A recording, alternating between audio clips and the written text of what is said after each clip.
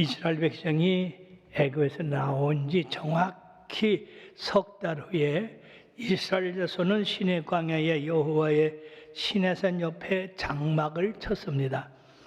광야란 항상 버려진 사막을 말하는 것이 아니라 사람이 살지 못하는 그런 초지를 뜻하는 경우가 많이 있습니다.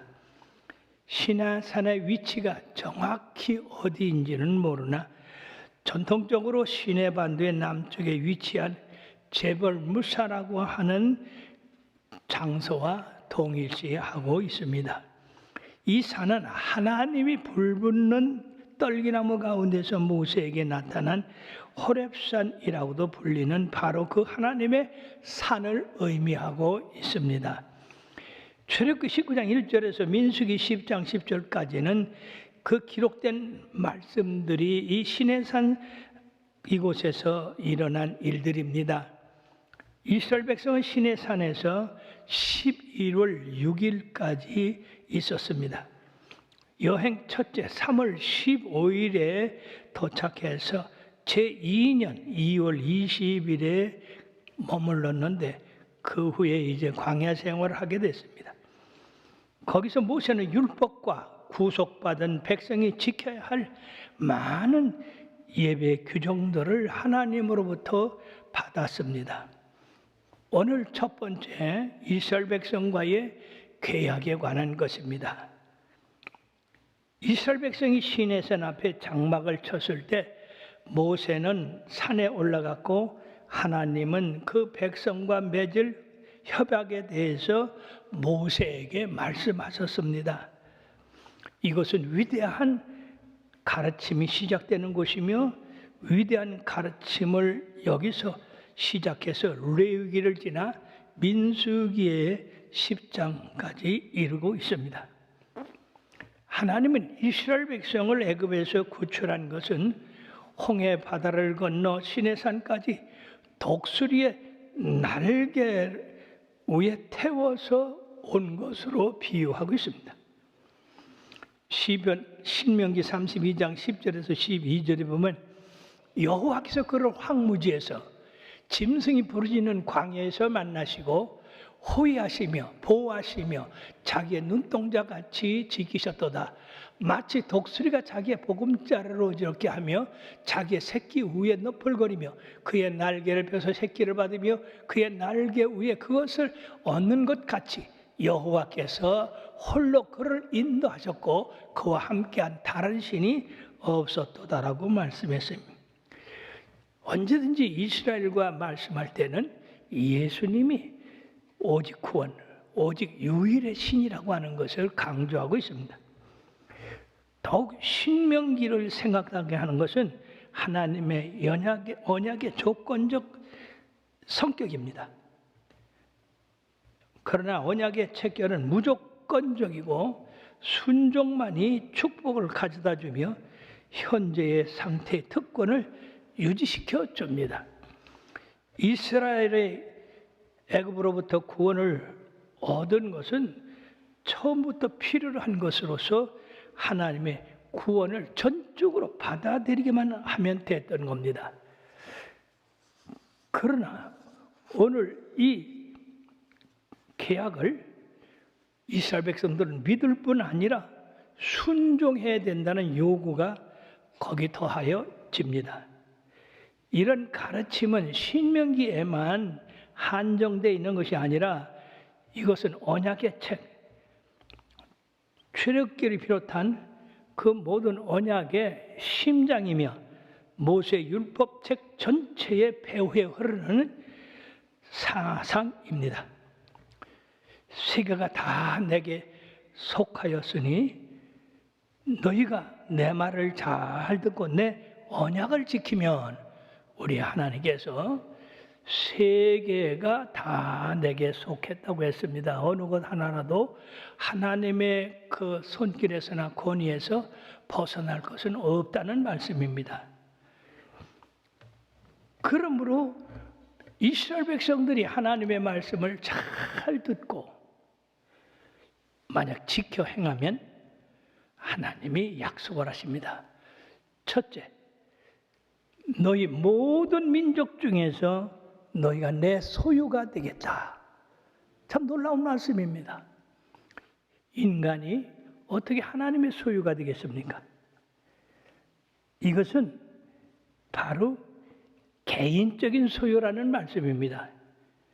특별한 자기가 가지고 있는 보물을 의미하고 있습니다.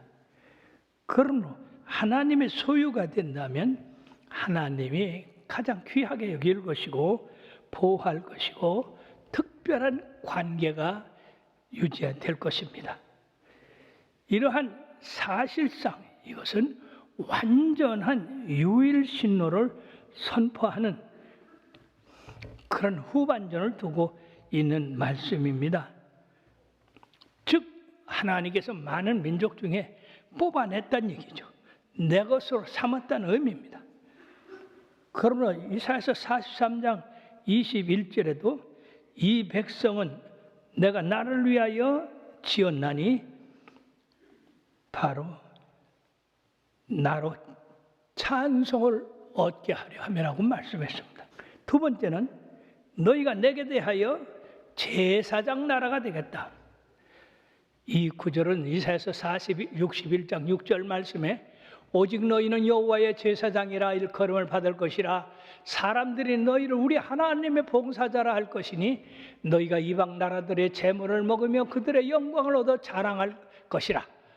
사랑하는 여러분들이요, 이 말씀은 구약에서 이사야서밖에 없고 또 신약에도 우리가 말씀을 나눕니다마는 이 표현은 왕이 바로 우리 하나님이 되신다고 하는 것입니다. 우리 하나님 외에는 이스라엘의 왕이 될 수 있는 사람이 없다는 얘기예요. 그리고 그 왕은 여호와만이 될 수 있다. 그 당시에는 이스라엘의 어떤 제사장도 그런 계급이 없었습니다. 그렇다고 볼 때에 제사장의 나라가 된다고 이렇게 미리 말씀하신 것은 아직 존재하지 않았지만은 앞으로 이스라엘이 우주적인 그런 제사장직의 위치에 있게 된다고 하는 말씀입니다. 이 말씀은 이스라엘 백성이 하나님의 존전에서 자유롭게 오고 갈 수 있으며 하나님의 소유와 섬김을 위하여 특별히 구별된 집단이라고 하는 의미입니다. 세상 나라들에 대해서 또 하나님의 대리인으로 일하고 그리고 그들에 대해서 중보 역할을 하는 그런 일도 한다 하는 것입니다. 그렇다고 볼 때에 여기 하나님의 특정한 선택이라고 하는 것은 더욱 넓은 의미에서 우주적인 목적을 가지고 있다고 하는 겁니다. 세 번째, 너희가 내 말을 잘 듣고 지키면 거룩한 나라가 될 것이라고 했습니다. 여러분, 1차적으로 거룩한 나라는 다른 나라와 비교가 된다는 얘기죠. 다른 나라에 속하지 않은 나라, 즉 하나님을 섬기고 윤리적으로나 행위적으로 순전한 헌신을 하는 나라가 된다 하는 겁니다. 즉 거룩한 나라가 될 것이다. 너의 백성의 거룩은 택하신 제사장됨과 더불어서 새 언약의 언어로 다시 한번 강조되고 있는데 신약에서 베드로전서 2장 9절에는 너희는 택하신 족속이요 왕같은 제사장들이요 거룩한 나라요 그의 소유가 내 백성이니 이는 너희를 어두운 데서 불러내어 그의 기이한 빛에 들어가게 하신 이에 아름다운 덕을 선포하게 하려 하심이라. 바로 하나님이 이 이스라엘 백성을 노예에서 해방시켜서 이처럼 가나안 땅에 들어가게 하도록 하기 위하여 미리 시내산에서 그들과 언약한 것 첫째가 바로 하나님 말씀을 잘 듣고 지켜 행하면 먼저 너희가 내 소유가 되고 두 번째는 제사장의 나라가 되고 세 번째는 거룩한 백성이 되어 하나님을 섬길 것이라고 말씀하고 있습니다. 그러므로 하나님은 모세에게 너는 이 일을 이스라엘 백성에게 전하라. 그래서 모세가 두 번째 언약을 위한 준비를 시키는데 바로 그 산에서 내려와서 그 말씀을 장로들과 백성들에게 전했습니다. 이것은 바로 백성들의 언약의 조건 준수 동으로서 언약에 있어 필수적인 비준 절차가 되는 건데, 이 백성은 하나님의 율법에 철저히 순종하겠다는 약속을 응답했어요. 19장 8절에 보면 백성이 일제히 응답하여 이르되 여호와께서 명령하신 대로 우리가 다 행하리이다. 따라하십시오. 여호와께서 명하신 대로 우리가 다 행하리이다. 예, 이 말씀은 우리가 신약 시대에 살고 있지만은 우리와 똑같은 그런 언약이 되는 것입니다. 사실 이스라엘 백성을 아주 기분 좋게 그대로 하나님의 이 말씀을 받아들였어요. 그러므로 이스라엘 백성이 아주 순박한 그런 면을 찾아볼 수 있는데, 과연 그들이 앞으로 하나님의 언약을 잘 지켜 행할 수 있을까? 이런 건 우리가 성경상에서 진행된 사실을 보면은 이들은 하나님의 말씀에 전적으로 순종한 것이 아니라 실패하고 있다 하는 것을 볼 수가 있습니다. 그러므로 이들이 겁도 없이 하나님의 말씀하신 대로 다 지키겠나이다라고 한 그거에 대해서 우리가 걱정하지 않을 수가 없는데, 바로 얼마 가지 않아서 이스라엘 백성들이 모세가 하나님 만나러 시내산으로 올라갔을 때에 금송아지 만든 사건을 봐도 그 사람들은 하나님과의 약속을 지키지 못하고 있었다고 하는 겁니다. 그뿐만이 아닙니다. 그 후에 여호수아가 그 백성을 데리고 가나안 땅을 점령했을 때에 여호수아가 마지막 그 백성들을 모아놓고 나와 내 집은 영원히 여호와를 섬기겠는데 너희들은 어떻게 하겠느냐? 그럴 때 그 장로들과 모든 분들이 우리도 여호와 하나님을 섬기겠다고 그랬습니다. 그런데 그 후에 사사기로 넘어가 보면 그들은 여호수아나 장로들이 다 죽고 없으니까 자기 존대로 행했다고 그랬어요. 자기 존대로 우상을 섬기고 행했어요. 이 얼마나 안타까운 일입니까? 그러면 신약에 와서도 우리들이 믿음이 좋은 베드로를 봅시다. 주님께서 오늘 밤에 다 나를 버릴 것이다. 나를 떠날 것이라. 근데 베드로는 아닙니다. 내가 주님을 떠나지 않겠습니다. 네가 오늘 밤 3번 나를 부인하리라. 아이고, 주님을 부인하다니요? 내가 죽으면 죽어도 주님을 부인하지 않겠나이다. 주님께서 말씀하셨죠. 닭이 3번 울기 전에 내가 나를 부인하리라.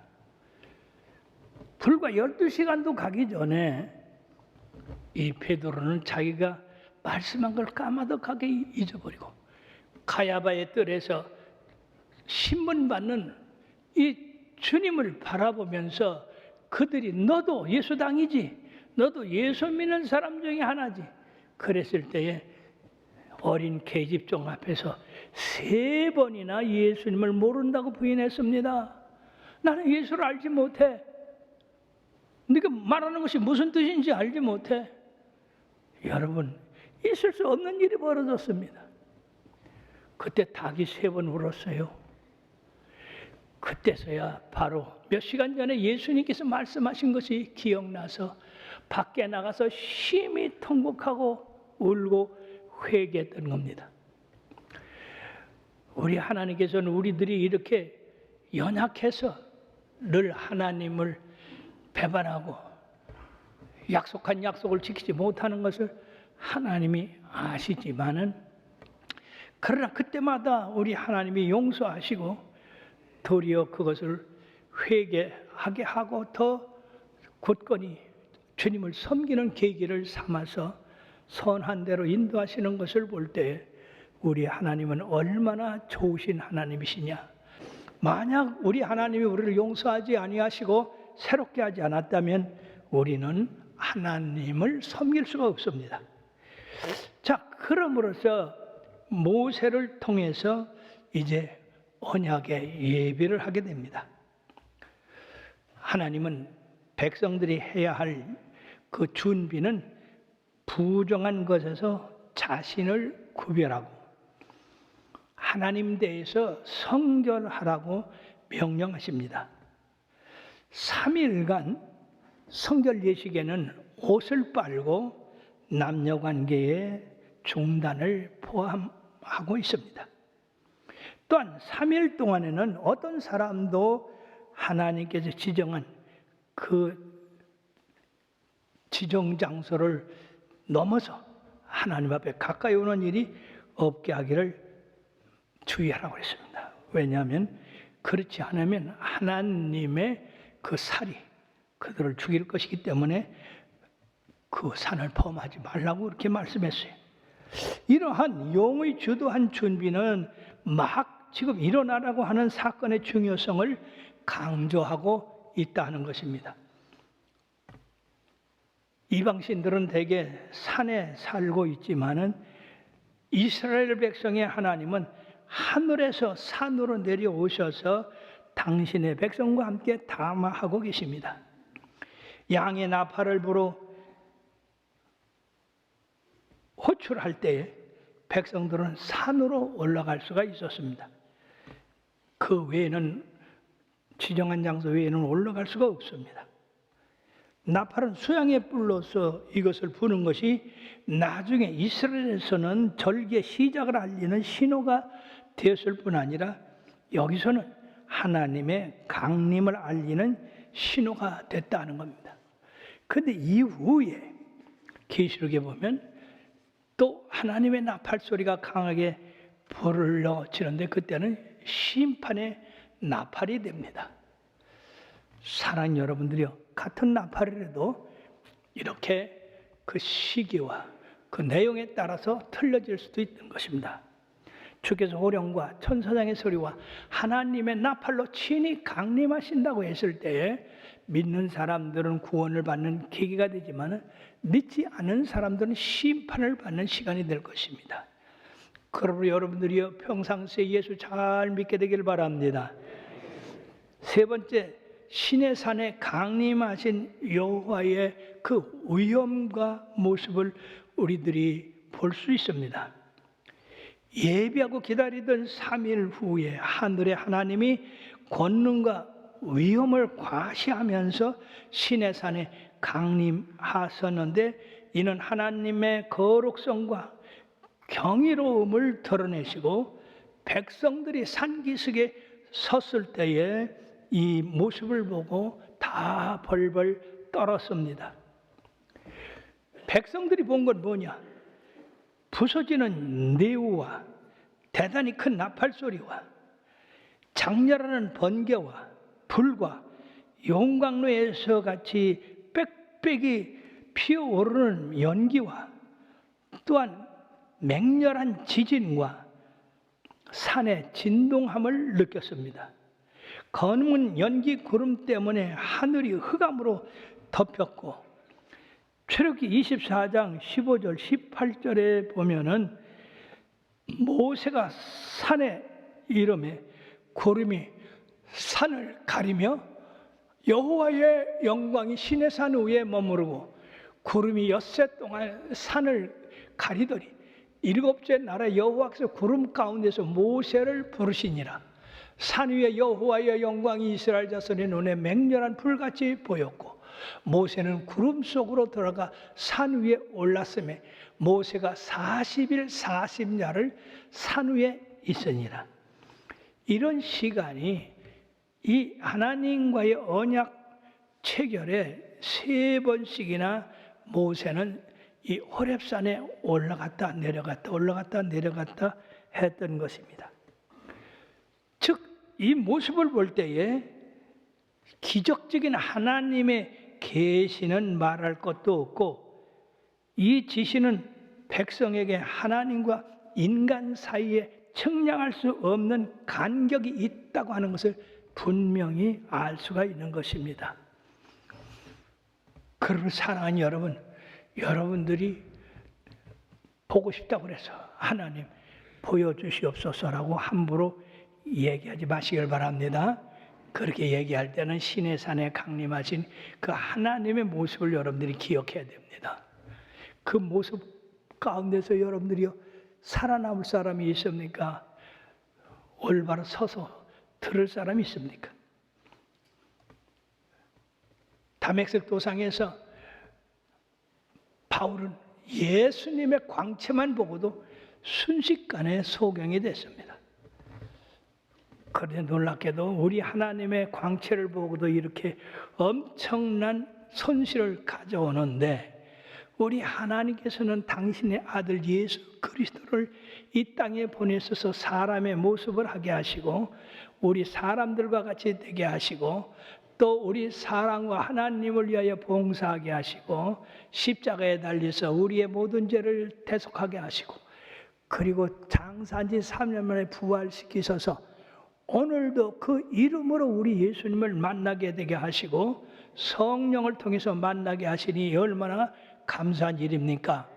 그렇지 않고는 우리가 하나님을 볼 그런 계기가 없는 겁니다. 그럼에도 불구하고 우리 하나님은 당신을 직접 계시하는 것보다도 그 아들을 세상에 보내셔서 사람의 모양으로 나게 하게 하심으로 사람같이 대신 하나님을 봄으로써 우리가 하나님을 만날 수 있게 되는 건데 사도 요한은 요한일서 11장 14절에 말씀이 육신이 되어 우리 가운데 거하심에 우리가 그의 영광을 보니 아버지의 영광 독생자의 영광이요 은혜와 진리가 충만하더라고 말씀했어요. 참으로 은혜입니다. 감사합니다. 그렇게 여러분들이 예수님을 부를 때 그 예수님의 모습을 생각하시고 감사하세요. 끝으로 여호와의 신상을 만들지 말라고 하셨습니다. 출애굽 20장 22절에서 24절에 보면 여호와께서 모세에게 이르시되 너는 이스라엘 자손에게 이같이 이르라 내가 하늘로부터 너에게 말하는 것을 너희가 스스로 보았으니 너희는 나를 비교서 은으로나 금으로 나 너희를 위하여 신상을 만들지 말고 내게 토단을 쌓고 그 위에 내 양과 소로 내 번제와 화목제를 드리라. 내가 내 이름을 기념하게 하는 모든 곳에서 내게 임하여 복을 주리라. 신상을 만들지 말라고 한 것입니다.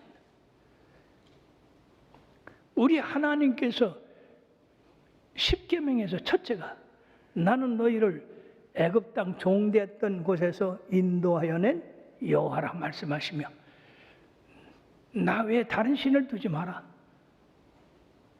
우상을 만들지 말고 거기 절하지 마라. 우상을 섬기는 자는 우리 하나님을 미워하는 자라고 했어요. 3, 4대까지 벌을 주지만 여호와를 사랑하고 그 계명을 지키는 자에게는 천대까지 복을 주신다고 했어요. 신명기 4장 15절에 보면 여호와께서 호렙산 불길 중에서 너희에게 말씀하시던 날에 너희가 어떤 형상도 보지 못하였은즉 너희는 깊이 삼가라. 무슨 형상을 봤습니까? 아무것도 못 봤잖아요. 그러니까 여호와의 형상을 만들어서는 안 됩니다. 모세는 하나님의 말씀을 그대로 이스라엘 백성에게 조심시켰고 또 신명기 4장 23절 24절에 너희는 스스로 삼가 너희 하나님 여호와께서 너희와 세우신 언약을 잊지 말고 네 하나님 여호와께서 금하시는 어떤 형상의 우상도 조각하지 말라. 네 하나님 여호와는 소멸하는 분이시요 질투하는 하나님이시라고 말씀했습니다. 사랑하는 여러분들이요, 이 말씀을 잘 지켜서 우리가 하나님의 율법을 잘 듣고 지켜 행함으로 말미암아 바로 우리들이 하나님의 말씀을 잘 듣고 지켜 행하면 너는 하나님의 소유가 된다. 얼마나 놀라운 일이에요? 이 신의 산에서 이스라엘 백성과 언약한 그 언약과 지금 우리들이 사는 그 언약은 동일하다는 것을 여러분들이 깨달으시고 우리 하나님 전적으로 섬기며 사랑하며 그를 높이는 자녀들 되어서 자손만대의 복을 받는 아름다운 성도들 되기를 주의 이름으로 축원합니다.